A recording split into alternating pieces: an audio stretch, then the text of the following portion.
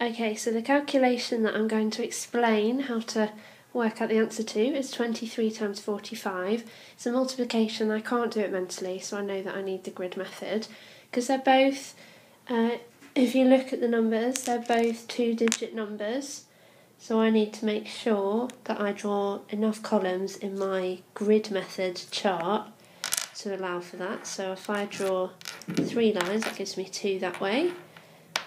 And if I draw 3 lines, that gives me 2 that way. And then I need to partition my 23, which I'll do into 20. There are 2 tens and 3 units.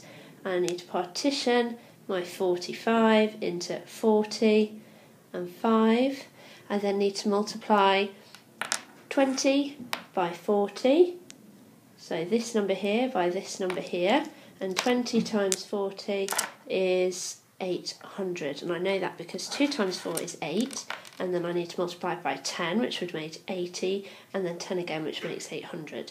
I'm then going to multiply 3 by 40, and I know that 3 times 4 is 12, so if I multiply that by 10, because there's an extra 10 in the 40, that makes 120.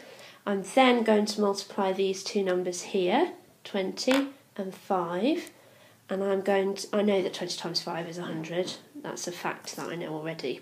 And then I'm going to lastly multiply 3 by 5, which makes 15.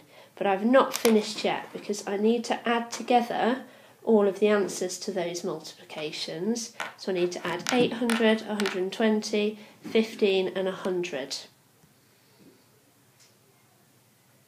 Okay, now I'm going to add them together using the column method, and I put these 3 arrows here because the largest number that we had was 800, and that's a 3-digit number, so I know that my column method is going to need 3 different columns. So if I write the numbers underneath the arrows, I'll make sure I don't muddle up any hundreds, tens or units. So it's 800, I've done that quite big, 120, 100 and 15. I'll draw a little line at the bottom here. And let's add the columns together. So 0, 0, 0 plus 5 is 5. 0 plus 2 plus 0 plus 1 is 3. And then 800, add another 100, and another 100 is 1,000. So I need to branch into this column on the end with no 100. So the answer is 1,035. Now I need to go back and check it.